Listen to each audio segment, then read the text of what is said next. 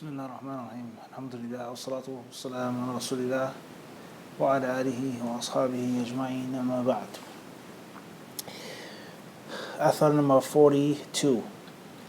It says حدثنا أبو خيثمة قال حدثنا الوليد بن مسلم قال حدثني تميم بن عطية العنسي قال سمعت مكحولا يقول اختلفت إلى شريح شهرا أو أشهرا فلم أسأله عن شيء أكتفي بما أسمعه يقضي به. It's narrated from Walid ibn Muslim, who reported from Tamim ibn Atiyah al-Ansi, who said that I heard Makhul saying, I went to go study back and forth, and I went to go sit with Shurayh for several months. And for those months, I never asked him any questions. I would suffice my thirst and my appetite for knowledge or what I heard him saying and what I heard him using as his verdicts and decisions on cases and judgments. That's the only thing that I would benefit from him. This athar, it shows us a great many things. And from the things that it shows us is it's supporting, it's a proof and an evidence for the principle of emptying your cup. Of emptying the cup and not always asking questions and not always asking too many questions when you do ask questions, and certain questions which shouldn't be asked at certain times. And instead of asking and rushing and forcing, how is it like that, or well, because I learned it like this and I read in Sheikh Fulan's book like that, and I read that Sheikh such and such said, or student such and such and brother such and such, he did a class on it. So, but I just want you to, right? That's la. Empty your cup. Empty your cup. Don't ask no questions. Don't bring no other sheikh or student of knowledge or this one or that one to the table. Just watch the way I do it. Listen to how I say it. Listen to my answer. This is my verdict. Brother, is this hadith authentic? Because, I read in the book of Sheikh Fulan and he said that it was authentic, but, said I was trying to tell the brother in the store, you heard me say that the hadith was weak, right? That's my verdict. That's my opinion. That's what my studies have told me. That's my answer. Empty your cup. And oftentimes, when you empty your cup, you will learn a great amount of knowledge by just listening, keeping silent and listening. But if you ask too many questions, or if you ask the wrong type of questions or the wrong amount when there's actually time to ask a question, or you're too busy saying what the next man said and putting in your opinion and your 2 cents and this and that, then oftentimes you'll miss out on knowledge. You'll miss out on the true ilm, along with other problems that come from a person not emptying his or her cup. Moving forward. حدثنا أبو خيثمة قال حدثنا الوليد بن مسلم قال حدثنا سعيد بن عبد العزيز عن مكحول أنه قال توعد الناس ليلة من الليالي إلى قبة من قباب معاوية فاجتمعوا فيها فقام فيهم أبو هريرة يحدثهم عن رسول الله صلى الله عليه وسلم حتى أصبح.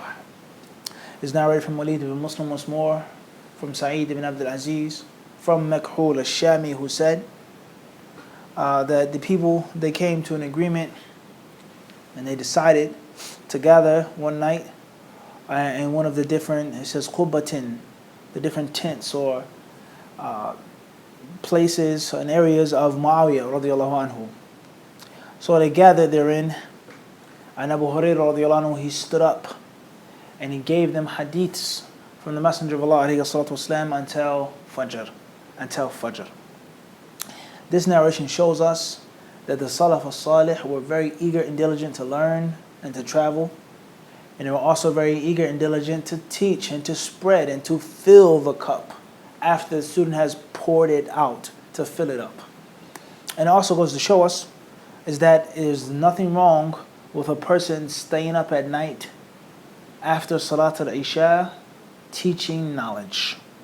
This athar shows us to stay up at night to learn and to study and to benefit at nighttime and to sacrifice sleep for the purpose of it. حدثنا أبو خيثمة قال حدثنا الوليد بن مسلم قال حدثنا الأوزاعي عن مكحول أنه قال إلم يكن في مجالسة الناس ومخالطتهم خير فالعزلة أسلم. Narrated Walid bin Muslim, who reports from Al-Awza'i, who reports from Makhul, rahimahullah, who said, if there's no good in sitting and mixing with people, then the best thing to do is to leave them alone. The best thing to do is to remove yourself and withdraw if there's no good in you sitting with the people and mixing with the people. This athar shows us is that there is nothing wrong with sitting with people and mixing with people as long as it is a means of good. As long as it is a means of good. As long as it is a means of good and benefit. If there is no good and no benefit, or the bad outweighs the good, then stay away from the sittings and the circles of the people. So this shows us is that there is a balance and that there is a scale. There is a yardstick, a way of judging and determining when or when not to sit, when or when not to go, where and where not to go to. And that there is no one rule. Student of knowledge should not mix with the people. That's wrong. Student of knowledge should mix with the people all of the time and go to every party, every walima, every aqiqah, every masjid, every lecture, every conference, every place. Do everything. Drink coffee and tea with the people all of the time. That's wrong as well. Rather, there should be a balance. There should be a balance. And that balance should be determined by the benefit. What outweighs, what's greater, what's lesser. There are many harms in a person over excessively mixing and sitting with the people. Many harms. And there are many harms of avoiding the people. 100%. Absolutely avoiding them. Many things can come from that. And these things have been explained in other places and in other books on the etiquette of the student of knowledge. حدثنا أبو خيثمة قال حدثنا الوليد بن مسلم قال حدثنا الأوزاعي عن حسان بن عطية قال حدثني أبو كبشة أن عبد الله بن عمرو حدثه أنه سمع رسول الله صلى الله عليه وسلم يقول بلغوا عني ولو آية وحدثوا عن بني إسرائيل ولا حرج ومن كذب علي متعمدا فليتبوأ مقعده من النار. Narrated from Walid ibn Muslim, who reported from Awza'i, from Hassan ibn Atiyah, from Abu Kabsha, who narrated from Abdullah ibn Amr radiyallahu anhu, who said that the Messenger of Allah sallallahu alaihi wasallam said, narrate hadiths from me. بَلِّغُوا عَنِّي وَلَوْ آيَةً. Even if it's just one sentence, even if it's one line from the Quran and or the Sunnah. And there's nothing wrong with you reporting from Bani Israel. There's nothing wrong with you reporting from Bani Israel. And there is no sin in that. There's nothing wrong with that. But whoever invents a lie against me should take his seat in the fire of hell. This hadith, this is not necessarily an athar, it's a hadith. The Prophet ﷺ, he says that there's nothing wrong with narrating from me. We have explained this hadith in detail in our 40 hadith on seeking knowledge. So please refer back to that playlist for the detailed explanation. What's important is just goes to show us again the balance. Narrate, spread the sunnah, teach the people the sunnah, educate the people, be a beacon of light for the ummah. And there's nothing wrong with you mentioning stories of the previous generations. As long as you do not confirm something which is rejected in our deen or the opposite. But beware and be careful of misquoting the Prophet ﷺ. Be mindful of making a mistake or making an error and narrating a hadith from the Messenger of Allah alayhi salatu wasalam. طيب, let's move forward.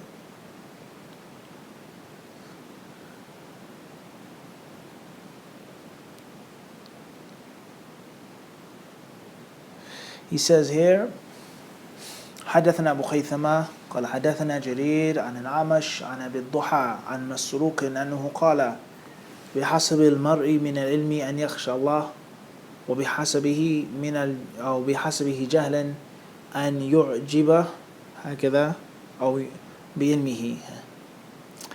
طيب, the next narration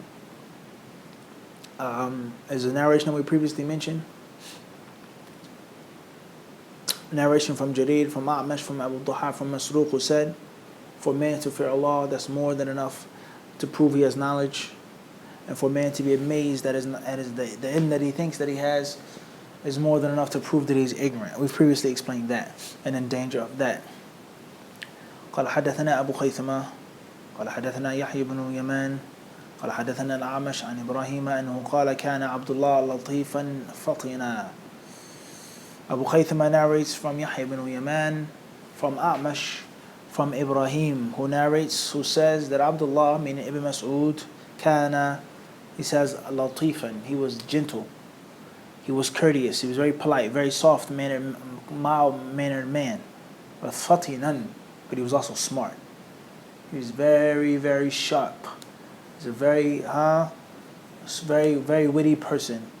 Meaning he wasn't stupid. You couldn't just cheat him and trick him. But at the same time, he wasn't a tyrant. He wasn't a bully.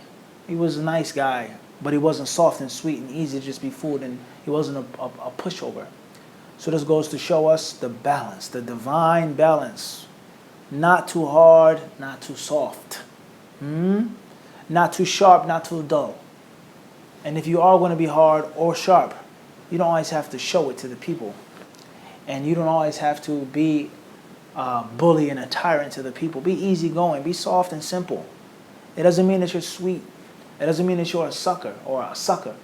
It doesn't mean that. It doesn't mean that you're a chump or you're weak. It doesn't mean that. Okay? Be easy. And when it's time to be hard and difficult, you be hard and you be difficult. Everyone doesn't have to know that you know everything. Everyone doesn't have to know everything. All right? Be easygoing.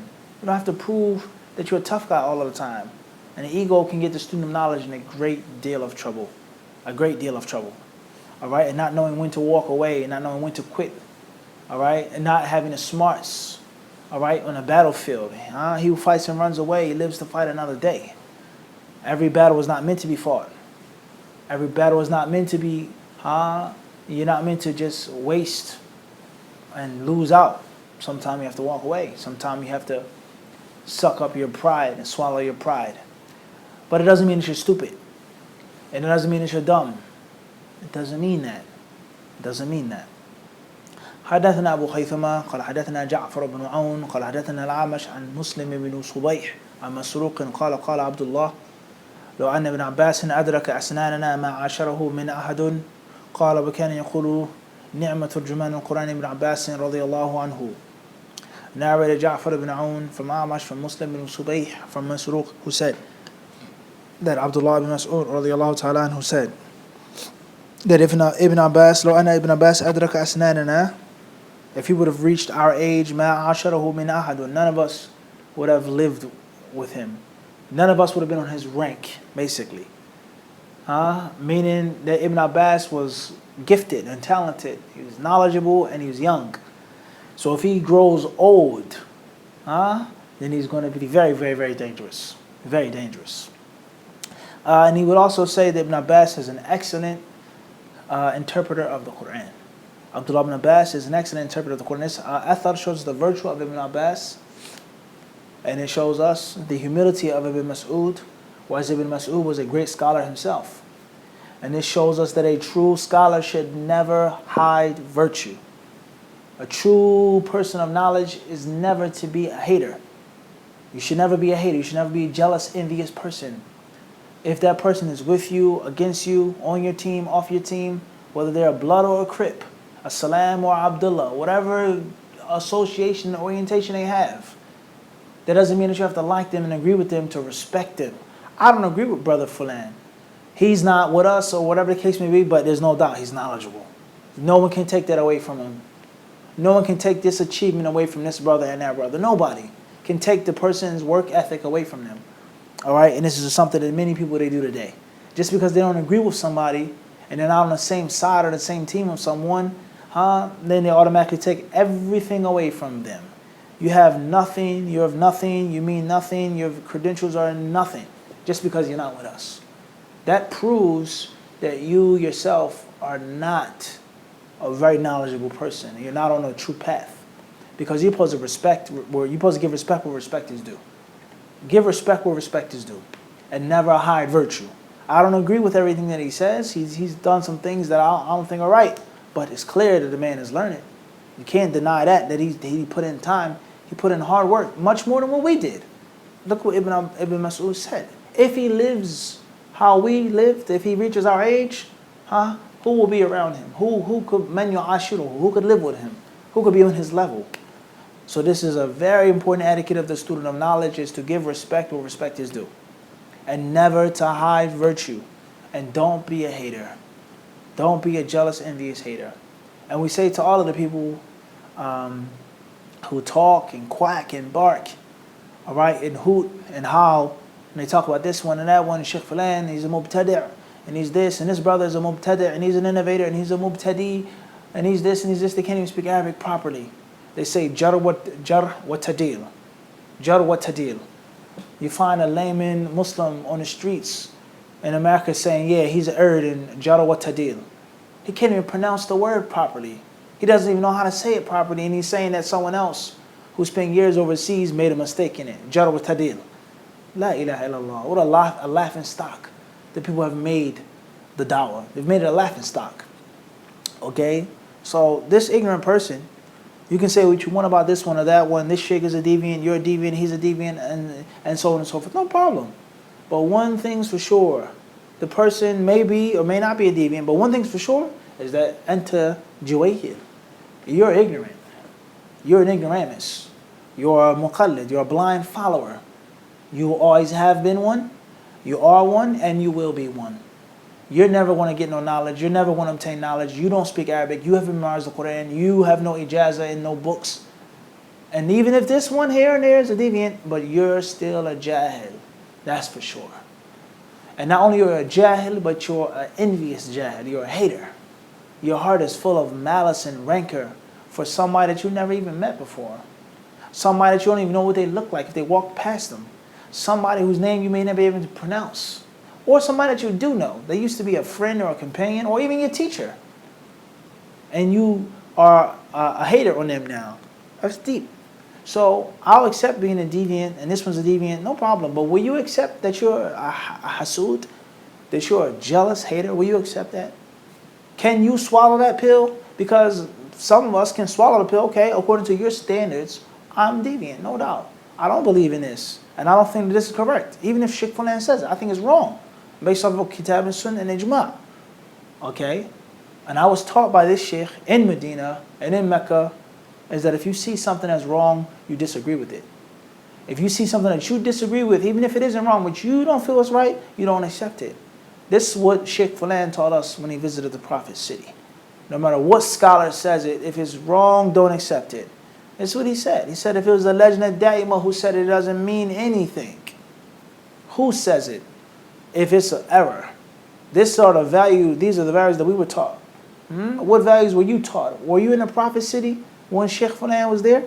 No. You were in Philadelphia or Toronto doing what? Eating and drinking and working. What were you doing at that time? So, regardless of the issue, the bottom line is that according to your standards, we may not be Salafi. If that's your definition of what a Salafi is, then I'm not a Salafi, no doubt.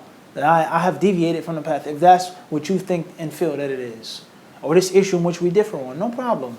So I'll accept being a deviant according to you. But according to my standards of a jealous, envious, ignorant, blind follower, will you accept that? No, you won't, but you are.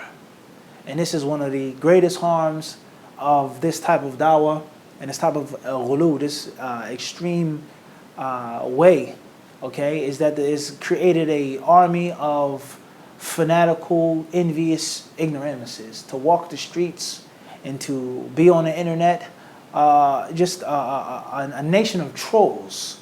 People that don't know Arabic, they haven't memorized anything. All they can do is just hate on other people and talk about other people. All right? And that wasn't the etiquette of the Salaf Salih with each other, even if they differ with each other. Right, moving forward. This also goes to show us the importance of talent for a student of knowledge, is that you have to have talent. You have to be blessed by Allah. And it also goes to show that you have to put in time. And that if a person has talent and skill and age and experience, then that's even better. حدثنا أبو خيثمة قال حدثنا محمد بن عبيد عن الأعمش عن مسلم عن مسروق قال قال عبد الله إن من العلم أن يقول الذي لا يعلم الله أعلم narrated Abu Khaythama, narrated Muhammad ibn Ubaid from A'mash, from Muslim, from Masruq, who said that Abdullah bin Mas'ud said, indeed, one of the etiquettes, or one of the manners from the etiquette of seeking knowledge and the student of knowledge and teaching knowledge from ilm, is for a person to say when he doesn't know, Allah knows. Allah knows best. This is a very important athar. Is when you don't know, don't act like you don't know. Don't try to play around. And don't say something and guess and make a mistake. If you don't know, say that you don't know, and Allah knows best. This is from the most important things that is upon the student of knowledge and the da'iyah, the imam, and the scholar to do. Now, we previously explained this. The benefits of saying Allah knows best from Shaykh Sa'di, rahimahullah ta'ala, and perhaps we'll make another video on it. Very, very, very important speech on the benefits of saying Allah knows best. Okay, and as they used to say, Man fatatu Allahu alam usibat maqatiluhu. If you forget to say Allah knows best, usibat maqatiluhu. He says, your weak spots will be tapped. You'll be killed. Your vital organs will be struck. You'll die. It's over if you forget to say that.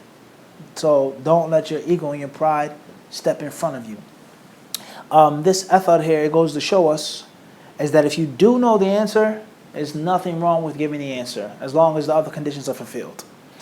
Alright, and this breaks the backs of those ignorant people once more, who are envious and jealous, and they say that Fulan answers 20 questions in a sitting, and he doesn't say Allah knows best. Someone comes up to him and he doesn't say Allah knows best. Alright, look at him, he's egotistic. If you know the answer, and someone asks you, and there's no reason not to give them the answer, then it is your job to do what? بَلِّغُوا عَنِّي وَلَوْ آيَةً. Narrate from me, and or even if it's one sentence. مَنْ سُئِلَ عَنِ عِلْمٍ. He who's asked about knowledge and he knows. فَكَتَمَهُ أُلْجِمَ بِلِجَامٍ مِنْ نَارِ يَوْمَ الْقِيَامَةِ أو كما قال. He'll be a bridle of fire will be placed around his neck. And the ayat إن الذين يكتمون, the ayat in our hadith, وإذا أخذ الله ميثاق الذين أوتوا الكتاب, the ayat in our hadith about spreading knowledge and not hiding knowledge. That's the asal. The asal is not hindering knowledge. The asal is to give. The asal is not to hold back. That's the asal. So if there's nothing that stops the asal and comes in front of the asal, then you remain and go back to the asal. Okay? So oftentimes people, they mask their jealousy and their envy with these statements. There's nothing wrong with saying the answer if you know. Ibn Mas'ud clearly says, الَّذِي لَا يَعْلَمْ. He who does not know. He who does not know. Moving forward, this also goes to show us the danger of self-made speakers and people who have inspirational or sensational stories, how they became a Muslim. They used to be a preacher, they used to be a rap singer, I used to be a football player, this person used to be a Sports Illustrated model, this woman used to be a Miss America, so on and so forth, and then they become Muslims. And then they tour around the world and they tell their stories. That's tayyib. Inspiring people, inshallah, to be a Muslim. This person was rich, they had the opportunity to do these things and they left it alone for Allah. Tayyib. I couldn't sleep at night until I became a Muslim. Tayyib. I used to take a cocktail of pills and used to drink, and I felt no wholesomeness, no spirituality, anything I did. I felt like a shell. Tayyib. But then the person becomes popular and they travel and they speak about their story, and next thing you know, there's a talk. Give a talk on Tawheed now. And now we want you to give a speech on terrorism. And now give a speech on ISIS. Why ISIS is wrong. Give a speech on politics in the Middle East. Give a speech on domestic violence in Islam. What does it mean to beat women in the Quran? Give us a talk on this. You used to be a swimsuit model, a swimsuit bikini model. Now we want you to talk about women's rights in Islam. Talk about the hijab or the hijab in Islam. Give us a lecture on that. Now something is seriously wrong. Where did you formally study Islam? Whether it's a university or a camp, or where did you formally have Islamic training to qualify you to talk about hijab and the rulings of hijab and what is in hijab? Covering the face is not a part of Islam. It's an Arab custom. It's not from the deen of Islam. And there's no such thing as beat women in the Quran. It doesn't say that. Where are you getting this from now? So you don't know. You don't have the proper knowledge. And oftentimes it comes from shame and embarrassment. Because if there is a hall of thousands of people listening to you and they ask you a question after your beautiful, inspirational lecture about how you became a Muslim, what are the chances of you saying, I don't know? What are the chances of you saying, I'm not qualified for that? Let me get back to you on that. I'm not a scholar of Islam. I haven't studied overseas. Look, I'm just a normal person, all right? I became a Muslim. This is how I became a Muslim. This is my inspirational story. That's the only thing I can tell you about. What are the chances of that? And there are people that are paying you, and there are people that are looking forward and expecting you to give them what they need to get. In other words, in most cases, they're going to be forced to say something. And they're not going to say Allahu Alam, and they will say, Ha usibat maqatiluhu. The death strike will fall upon you. You'll make a critical error and you'll slip and you'll fall flat on your face. Because you're not a faqih, you're not an usul, you're not a person of tafsir, you are an ex-rapper, an ex-football player, you're an ex-model, you're an ex-preacher, you're not a scholar of Islam. So the modern dawah scene is very, very slippery and very tricky. It does not mean that people cannot speak and talk and that you have to have 1,000 degrees. It doesn't mean that. It doesn't mean that you have to be a walking, talking Ibn Taymiyyah. No one is saying that. But you have to know your place and know where not to step. Know your boundaries. And if you don't know, you saying Allah knows best is not a bad thing. It's a good thing. Like Ibn Sa'di rahimahullah ta'ala has explained. It's a virtue. And it's a means of benefit and blessing. خيرا إن شاء الله. Athar number 50. حدثنا أبو خيثمة قال حدثنا وكيع عن الأعمش عن أبي الضحى عن مسروق قال ما نسأل أصحاب محمد عن شيء إلا علمه في القرآن إلا أن علمنا يقصر عنه. Narration comes from Waki' from Amash, from Abi Duha, from Masruq, who said, ما نسأل أصحاب محمد عن شيء إلا علمه في القرآن. Whenever we ask the companions of Muhammad about something, the answer will be found in the Quran. However, our knowledge and our understanding wasn't sufficient to get it. It was insufficient to grab it and to comprehend it. This athar goes to show us the virtue of the Quran, and that the Quran is the foundation of knowledge. It's the asl. It's the asl of all sciences. And the first thing to study as a student of knowledge, and the last thing to study, the first thing to master and to make sure that you got down pat is Allah's book. And memorization, and tafsir, fiqh of the Quran, the lughah of the Quran, that's the first step. And it's all there for those who really want it. All right, as that woman came and asked the companion about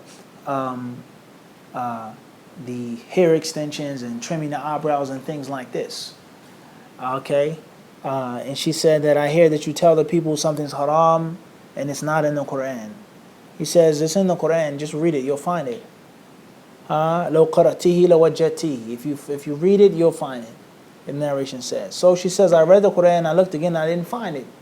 He says, rather it's in the Quran. وما أتاكم الرسول فخذوه وما نهاكم عنه فانتهوا واتقوا الله إن الله شديد العقاب. Whatever the messenger gives you, take it.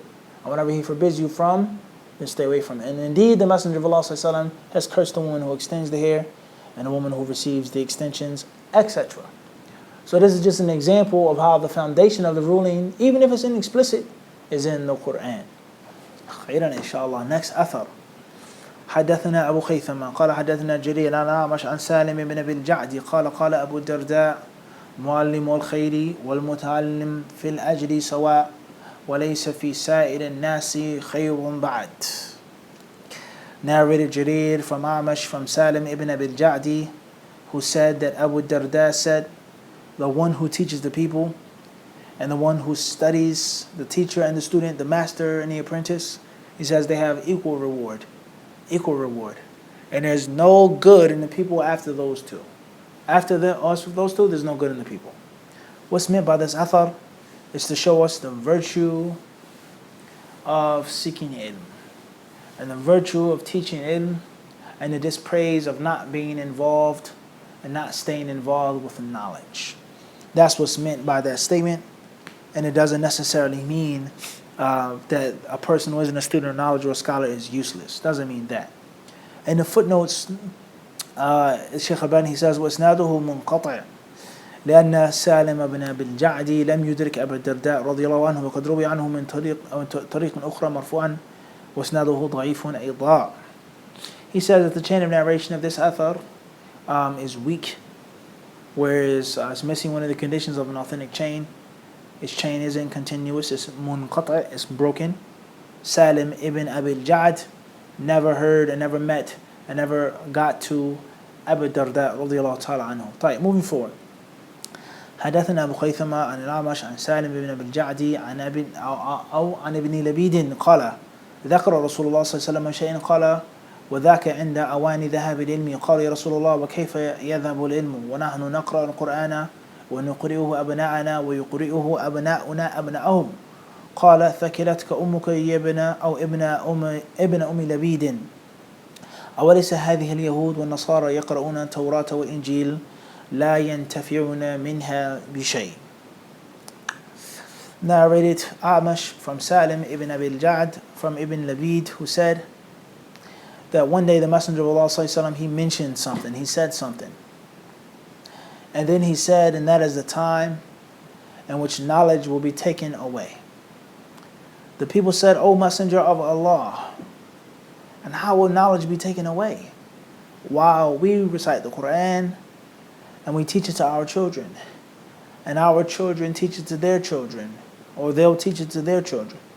He says, may your mother be rid of you. May your mother be bereft of you, O Ibn Labid. Don't the Jews and Christians recite the Torah and the Injil and they don't benefit anything therefrom? Don't they have their books and their scriptures and their holy men and they still are upon misguidance? It says in the footnotes, Hadith Sahih, ورجاله ثقات رجال الشيخين وأخرجه أحمد وابن ماجه عن وكيع به والحاكم وأحمد من طريق عمرو بن مرة قال سمعت سالم بن أبي الجعد به وصححه الحاكم وذكر له طريقين آخرين أحدهما عن عوف بن مالك وقد أخرجه الخطيب في كتابه الاقتضاء والآخر عن أبي الدرداء وصححهما هو والذهبي. Shaykh Albani says that this hadith is authentic, it's an authentic narration, and the other companions who reported it as well.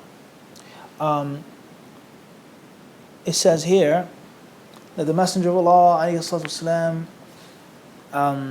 he says that the Jews and the Christians don't benefit from the Torah and the Injil. We've explained this hadith in detail in our series on 40 hadith on seeking knowledge and what's meant by knowledge being taken away. And it's going to come later on as well in the next athar. Allah subhanahu wa ta'ala surely knows best. Walhamdulillahi rabbil alameen. Wa sallallahu sallam wa barak ala abdihi wa rasulihi nabina wa imamina Muhammad.